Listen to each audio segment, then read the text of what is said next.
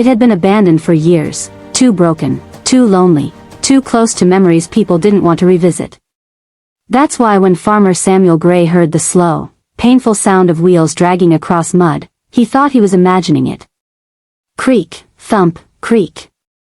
Samuel stepped out of his barn, his breath catching in his throat. Morning fog rolled low across the fields, turning the world pale and unreal. Then, through the mist, something massive emerged. A giant black horse. It was pulling a large wooden wagon, alone. No reins. No driver. No voice guiding it forward. The horse moved with effort, every step heavy, as if the road itself were fighting back. Its muscles trembled, scars visible beneath its dark coat. Steam rose from its nostrils in the cold air, and yet, it did not stop. Samuel had worked with horses his entire life. And he knew one thing for certain. Horses did not do this. The wagon came to a halt at the edge of Samuel's land. The horse lowered its head and released a deep, aching sound, not a neigh, but something closer to a cry. Samuel ran. "Easy, easy, big fella," he whispered, though his hands were shaking. Up close, the horse was enormous, larger than any draft horse Samuel had ever seen. Its eyes were dark, deep, and filled with something Samuel couldn't name. Pain. Determination. Purpose. Samuel glanced toward the wagon. A thick blue blanket covered what lay inside. The stillness made his chest tighten. Slowly, carefully, Samuel lifted the edge of the blanket. His legs nearly gave way. Inside lay a young woman, her face pale, lips faintly blue. Her arms were wrapped around a tiny infant, held close to her chest as if warmth alone could keep it alive. Samuel pressed 2 fingers to the woman's neck. Nothing. "She didn't make it," he whispered. Then the baby stirred. A weak cry escaped its lips. Alive. Tears blurred Samuel's vision as he pulled the child from the wagon and tucked it inside his coat. The baby's skin was icy, but its heart was beating, soft, stubborn, refusing to give up. Something crumpled beneath the woman's hand. A folded piece of paper. Samuel opened it slowly. The handwriting was uneven, as if written by someone fighting pain with every word. "My name is Eleanor. If you are reading this, then I am gone. This horse's name is Titan.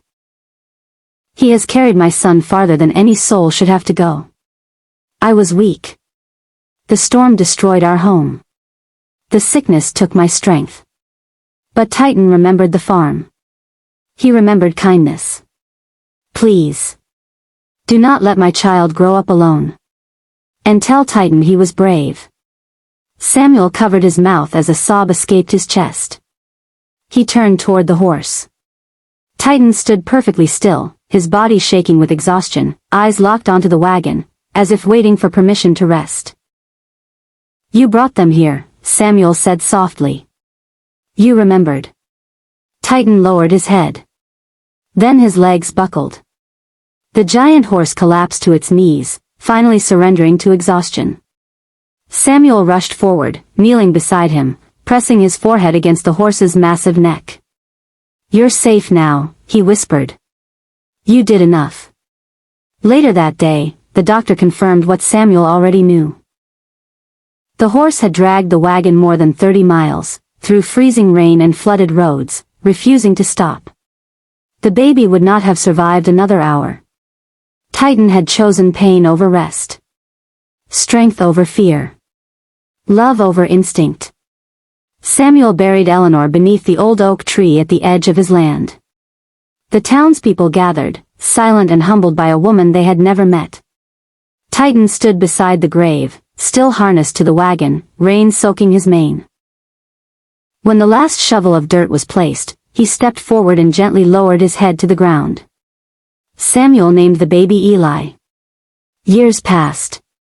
Eli grew strong, running barefoot across the same fields where Titan now grazed slowly, his steps heavier with age. The giant horse followed the boy everywhere, watching, guarding, waiting. Samuel often wondered if Titan knew. That the child he had saved now laughed because of him. That his suffering had meaning. One winter morning, Samuel found Titan lying beneath the oak tree. Eli knelt beside him, tears soaking into the horse's mane. "You promised you wouldn't leave," the boy whispered.